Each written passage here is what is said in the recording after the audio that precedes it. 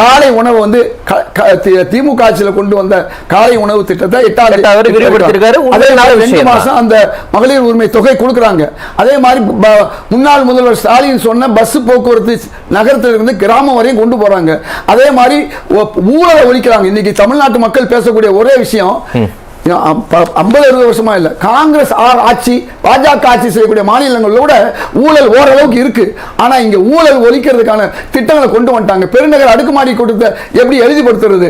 இன்னைக்கு கான்ட்ராக்டர் என்ன சொல்றாங்க, நாங்க 30-40% கொடுத்தோம், இப்ப கொடுக்க வேண்டிய நிலையிலே அவங்க சொல்றாங்க. அப்ப இந்த ஊழல் ஒழிப்புங்கிற அந்த ஒரு விஷயமே, அது மட்டுமல்ல 717 ஏதோ சொன்னாங்க மதுக்கடைகள், இன்னைக்கு நேத்தோட அது கரெக்டா முடிச்சாங்க.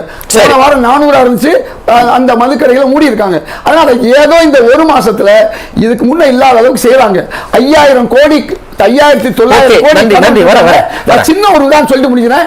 மகாராஷ்டிராவில் 6 ஆண்டுகளா கொடுக்காததான் 1 லட்சம் வரை கொடுத்தாங்க. 1 வருஷம் 2 வருஷம் 6 ஆண்டுகளா கொடுக்காது.